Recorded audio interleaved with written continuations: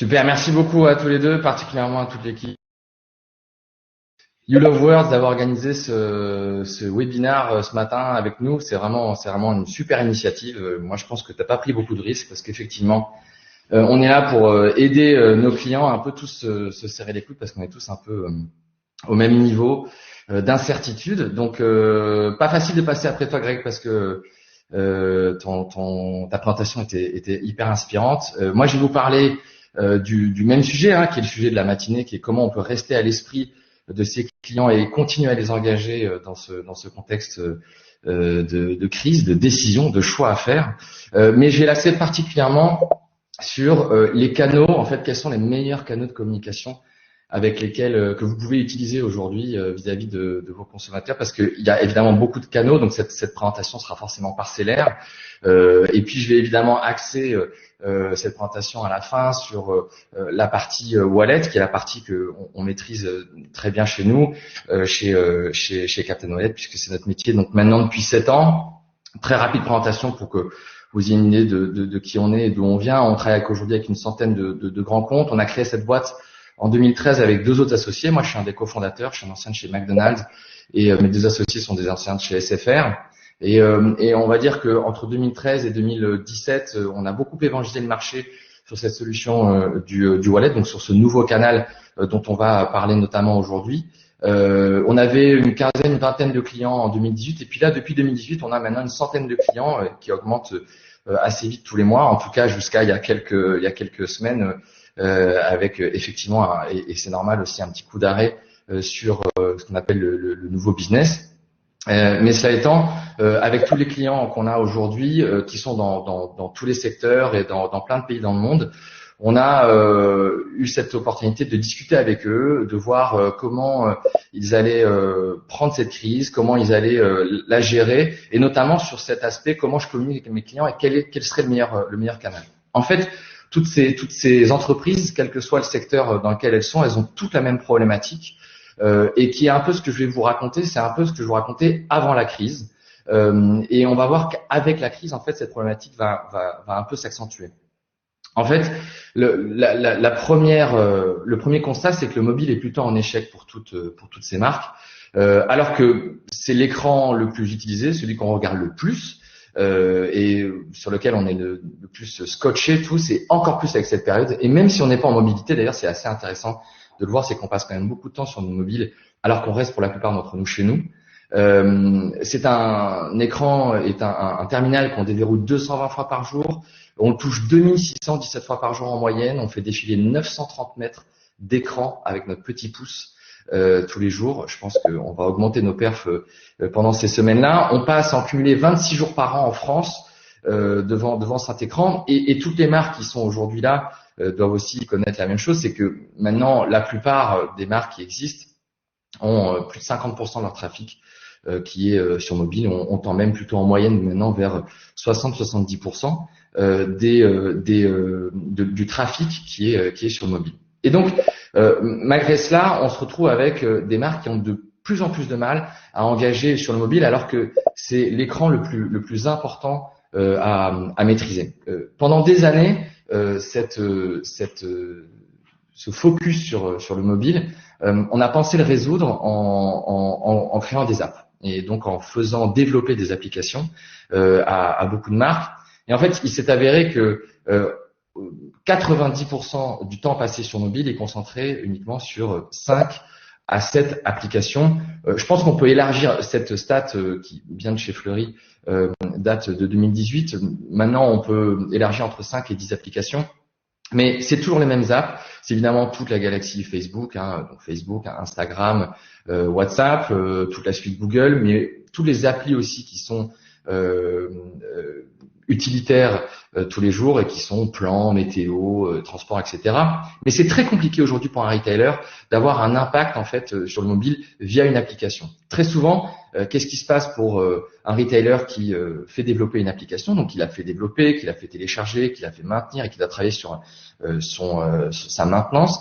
Et c'est un investissement qui est extrêmement lourd, avec finalement sur le nombre de personnes totales qui les ont téléchargés, on se retrouve avec, au bout de 90 jours, simplement 5% des usagers qui restent actifs. Cette stat qui vient de l'entreprise AdBoy aux US est une stat qui est valable pour tout le monde occidental et qui montre que c'est très compliqué pour une entreprise, même si elle a une interaction très directe avec ses clients et que tous ses clients sont sur smartphone, c'est très compliqué pour une entreprise, pour une marque, un retailer ou même une marque e-commerce pure d'avoir un impact via l'application. Ce qui veut dire que sur mobile, il a fallu trouver d'autres canaux. Et ces autres canaux, évidemment, tout le monde les a développés. On peut voir sur ce schéma ici, et un schéma en fait qui représente à gauche l'engagement et en bas l'investissement, donc une sorte d'évaluation un peu du ROI par canal. On voit tous les différents canaux qui peuvent exister sur mobile pour délivrer son contenu. Et l'idée ici, c'est de montrer que, typiquement, si je prends l'exemple de l'email, on a un investissement qui est pas très important sur l'email en termes purement monétaires. C'est une commodité, c'est un outil qui coûte pas très cher aujourd'hui, mais pour lequel il est compliqué d'avoir un engagement qui soit vraiment important. Il faut envoyer énormément d'emails aujourd'hui pour pouvoir toucher un public. On a parlé de l'app, et qui est donc à l'extrême droite de ce schéma, puisque ça demande un investissement très important pour un engagement, en tout cas en volume, en masse, qui est assez peu important. On va prendre une autre extrémité qui est le SMS, qui est en haut à droite, qui demande un investissement qui est assez lourd. Un SMS aujourd'hui, ça coûte entre 3,5 et 4 centimes, ça dépend un peu des volumes que vous avez.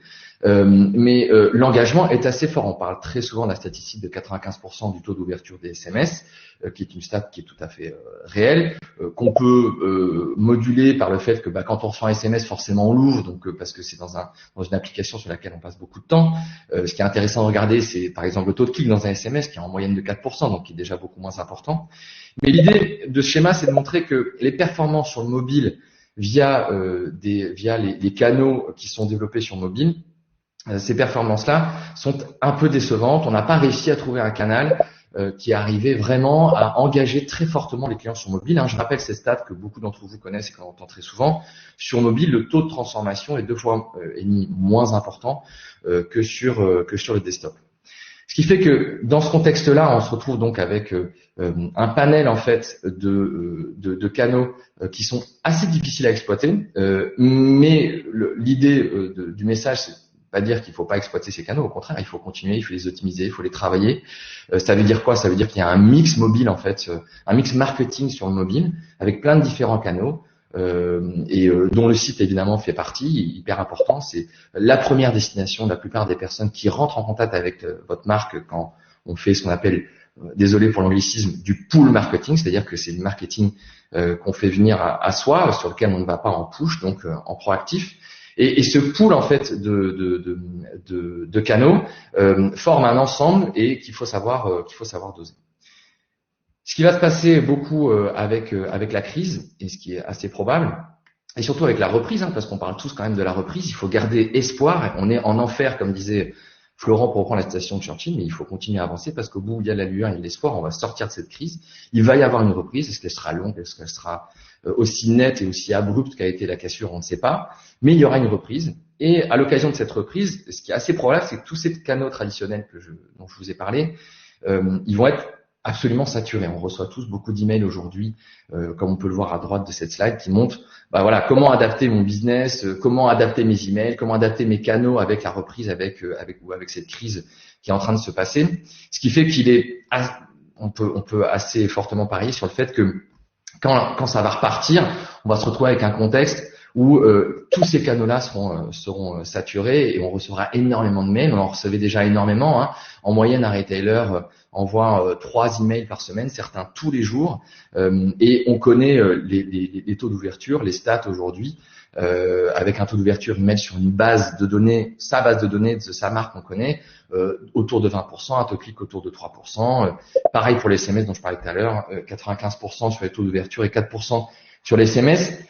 Dans ce contexte-là, on va se retrouver vraiment avec donc une saturation de ces canaux. C'est important de pouvoir se démarquer. Donc, on trouvait intéressant, et je remercie encore You Love World de nous avoir inclus dans cette matinée aujourd'hui, de vous parler du wallet, qui est un canal qui est assez innovant, assez disruptif, pour prendre un terme vachement à la mode, et qui est assez intéressant parce que il permet d'avoir cette proximité avec son client, notamment dans ce contexte de crise-là et dans ce contexte d'après-crise qui va arriver. Le wallet, pour vous le présenter, pour être sûr que tout le monde comprenne aujourd'hui, c'est ce qu'on appelle donc les wallets d'Apple et de Google. Hein, ce sont des applications. Il y en a une qui a été éditée et qui est éditée par iOS, donc pour les iPhones. Il y a 900 millions d'iPhones dans le monde aujourd'hui, donc il y a 900 millions d'applications wallet installées, préinstallées même sur les iPhones. Et puis de l'autre côté, l'autre OS qui gère tous les autres mobiles, c'est évidemment Android, donc qui est édité par Google. Et donc iOS et Android ont édité cette application qui se ressemble beaucoup. Toutes les deux ont les mêmes features. Elle vous permet tout d'abord de dématérialiser vos cartes de paiement, donc de pouvoir payer en sans contact partout où il y a du sans contact chez vos marchands. Et c'est donc ça remplace un peu, même complètement la carte bleue. C'est un mouvement qui est assez fort, qui est en train de se passer très très fortement en Asie et qui commence à arriver aussi très fortement aux US et en Europe. Donc c'est les fameux Apple Pay et Google Pay. Et ces applications ont une deuxième feature, une deuxième partie qui est très importante et qui est celle dont je voulais vous parler ce matin, qui est la partie contenu, content, on va dire, qui se matérialise sous forme de carte. Je vais vous montrer de pass, en fait, c'est ça le terme générique. Et sur un pass, en fait, on peut mettre le contenu qu'on veut, le contenu que la marque a décidé de mettre. Je vais vous montrer plein de use cases par la suite, de cas d'usage, pardon. Ce qui est important de retenir, c'est que chaque pass qu'une marque va pouvoir créer dans un wallet d'Apple ou Google, donc sur les applications qui sont portées par ses clients, chaque pass est unique.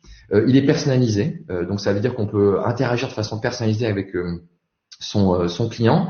Et chaque pass peut recevoir à la fois des push notifications, donc on peut mettre à jour le contenu, le personnaliser, mais on peut aussi avertir son consommateur directement sur l'écran de son téléphone que quelque chose s'est passé par rapport à lui. Donc ça peut être une offre, ça peut être une recommandation, ça peut être une nouvelle collection, ça peut être tout le contenu que la marque a l'habitude en fait de véhiculer à ses clients via les autres canaux. Il peut le faire par ce nouveau canal qui est directement dans la poche de son client, qui ne lui a pas demandé qui ne lui a pas poussé à la nécessité de télécharger une application et qui donc se retrouve aujourd'hui avec directement dans sa poche et dans son téléphone la capacité de pouvoir interagir avec la marque. Ce qui est très intéressant avec le wallet, sur les 7 ans d'expérience qu'on a sur cet outil, on s'est rendu compte que c'était un canal de proximité et que cette proximité-là, elle avait un impact qui était extrêmement important sur les clients. Les chiffres que vous voyez là, en fait, les deux, trois KPI que vous voyez là, ils sont importants parce que quand on les multiplie les uns avec les autres, ce que ça fait clairement pour la marque, c'est un incrément très important sur son chiffre d'affaires. Tout d'abord, quelqu'un qui est walletisé entre guillemets, donc qui a une carte, un pass d'une marque dans son wallet, c'est quelqu'un qui en moyenne augmente son panier moyen de 15%. Quelqu'un qui est walletisé, c'est quelqu'un qui a une récurrence de visite qui est de 20% plus importante, que ce soit online ou offline. Et enfin, ce qui est très important, c'est que avec tout l'accompagnement des équipes de Captain Wallet, on est une vingtaine aujourd'hui avec tout un pôle vraiment de directeurs de compte qui accompagnent les marques une à une pour leur faire générer du volume sur le wallet, puisque c'est un canal qui est hyper efficace. On arrive chez les marques entre 10 et 20% à dématérialiser 10 à 20% de la base de données. La première année, il a doublé normalement la seconde année. Si on suit bien nos recommandations, évidemment.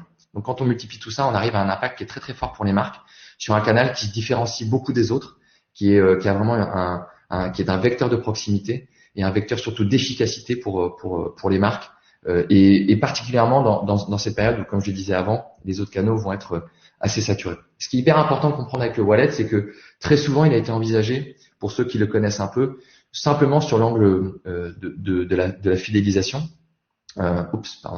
Sur l'angle de la fidélisation, c'est-à-dire évidemment toutes les marques qui ont une carte de fidélité, c'est le parcours le plus évident. Je vais dématérialiser ma carte de fidélité directement dans mon wallet parce qu'effectivement ce morceau de plastique, ce morceau de papier que j'ai jamais sur moi, que je vais jamais utiliser en tant que consommateur et donc auquel la marque n'a finalement jamais accès, dont la marque ne peut jamais profiter, fondamentalement autant l'avoir dans le mobile, parce que du coup, j'ai toujours mon mobile. Aujourd'hui, je fais demi-tour quand j'ai oublié mon mobile chez moi. En revanche, si j'oublie mon portefeuille, c'est pas grave, je peux passer la journée sans.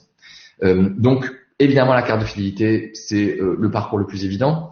Mais fondamentalement, la partie contenu de ces applications wallet, on peut mettre n'importe quel type de contenu. Et autant on avait 90% de nos clients qui avaient des cartes de fidélité dans leur wallet et qui nous utilisaient pour leur carte de fidélité, autant maintenant on a bien 50% de nos clients de tout ce pool de clients qui s'est élargi, qui n'ont pas de programme de fidélité, même certains n'ont pas d'offre, mais ils ont simplement envie, et c'est ça hein, tout l'esprit par rapport à ce canal, à ce nouveau canal, c'est simplement d'avoir une présence dans le mobile de son client de façon hyper simple, et je vais vous montrer via les cas d'usage juste après.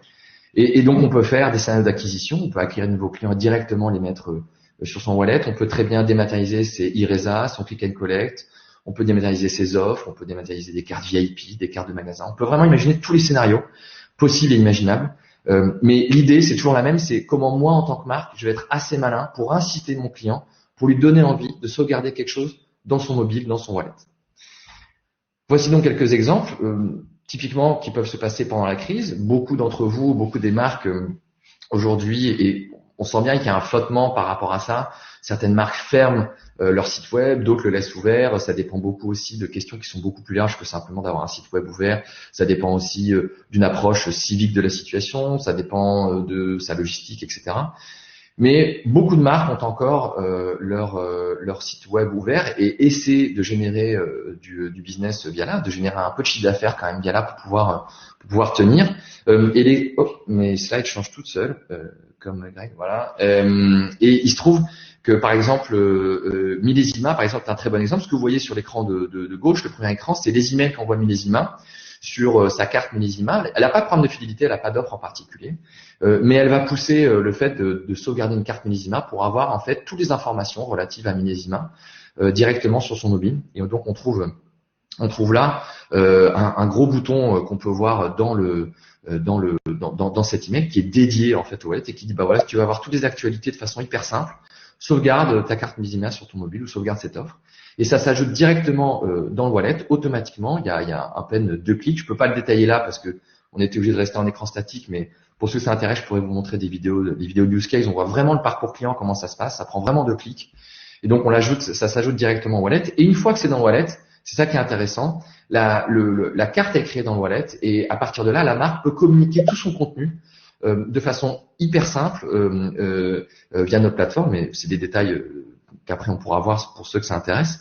Via notre plateforme, elle peut véhiculer tout son contenu comme elle le ferait via de l'email ou du SMS et donc changer le contenu de la carte, envoyer une notification, bref, vraiment utiliser ce canal qui va arriver en notification directement sur l'écran du téléphone, donc de façon hyper visible, hein, vraiment comme une application, sauf que le client n'a pas eu à télécharger une app. Vous, en tant que client, vous n'avez pas eu, en tant que marque, vous n'avez pas eu à faire développer cette app et ni à la faire télécharger, donc ça fait beaucoup de coûts d'acquisition en moins. Et on se retrouve donc, quand on ouvre cette notification, on se retrouve sur cette carte qui, elle, a des liens, des images, des assets, des textes qui peuvent varier d'une période à l'autre. Donc ça, pendant la crise, générer du trafic sur le web, voilà, ça peut être intéressant, évidemment pendant la crise et surtout après. Typiquement, le canal de proximité, c'était quelque chose qui a été utilisé par des clients chez nous comme Mercialis, qui est un bailleur qui a donc des centres commerciaux un peu partout en France, ou Zadig et Voltaire, voilà, qui informe sur des nouvelles qui sont hyper importantes pour les consommateurs, sur la validité des bons de réduction qui sont parfois très importants chez Mercialis, et donc voilà, est-ce qu'ils sont valides quand même après la période de crise, puisque tous ces centres commerciaux sont fermés. Sur Zadig et Voltaire qui en profitent, pareil pour faire du RefWeb, mais aussi pour communiquer de façon un peu corporate, quoi, sur ce qu'elle fait, sur les 20% de son chiffre d'affaires qu'elle redistribue aux hôpitaux de Paris, je crois, en tout cas à la fondation. Elle se sert en fait vraiment de ce canal-là, pas du tout uniquement pour faire la promotion qui est utile, hein, mais c'est aussi un canal en fait serviciel, c'est aussi un canal de proximité. C'est un peu dans la même lignée que ce qu'expliquait Greg tout à l'heure. Vraiment essayer de coucouner, être au plus proche de ses clients via les canaux les plus adaptés. Un autre use case qui est assez intéressant et qui, je pense, peut être hyper opportun pendant cette crise, c'est comment essayer d'aller travailler ma base de données aujourd'hui, parce que on se retrouve tous chez nous on passe plus de temps sur nos écrans. On est aussi peut-être pas tout de suite parce qu'on est tous encore un peu dans une phase de sidération, mais dans le mois qui va venir et qui sera probablement un mois où on va risquer d'être confiné, il y a vraiment des temps de parole qui vont pouvoir se dégager et donc travailler sa base de données notamment et particulièrement les inactifs. On l'a vu chez la plupart de nos clients, le plus parlant étant celui vraiment chez Jennifer où là on a fait un comparatif entre les inactifs qui se sont réactivés sans le wallet et ceux qui se sont réactivés avec le wallet. Et c'est très intéressant de voir que ceux qui ont le wallet, qui ont ce canal-là de proximité dans leur poche, en fait, sont 2,5 fois plus réactifs et que leur fréquence d'achat a été multipliée par 4 par rapport à un inactif qui s'est réactivé mais sans le wallet, donc via les canaux traditionnels. Donc là, on voit encore que le wallet arrive à créer une relation assez forte et à engager ses clients de façon beaucoup plus importante que peuvent faire les autres canaux. Et donc ça, c'est des parcours qu'on peut faire pendant le confinement, quand ça va un petit peu se stabiliser dans cette phase de confinement. On peut aller chercher comme ça de l'audience, véhiculer du contenu. Clarins le fait évidemment avant cette période de crise et peut-être continuera à le faire aussi pendant cette crise de confinement. Et là, elle le fait typiquement, ce que vous avez vu là depuis le début, je génère des passes dans le wallet via de l'email, du SMS, via mon site, mais on peut le faire aussi via les réseaux sociaux. Via les réseaux sociaux, là c'est une pub Clarins qui est sur Facebook. Au lieu d'afficher une landing page traditionnelle, là on va afficher directement un pass et qui permettra non pas à la marque de devoir racheter du média pour aller en contact encore une fois de ce client qui est passé de façon hyper transactionnelle, hyper rapide sur cette pub-là. Là, la pub se dématérialise directement dans le wallet de la personne, dans son mobile. Donc, la marque se crée une présence dans le mobile et donc est en capacité de retargeter, de recibler son client de façon très directe avec de la notification, en changeant le contenu. Donc, on se crée une présence qui est beaucoup plus directe sur le mobile via ce parcours de wallet. Et puis dernier exemple et qui est vraiment ce qui va se passer quand il y aura la reprise. Tous les exemples que j'ai mentionnés, ils sont valables pendant mais aussi après la crise.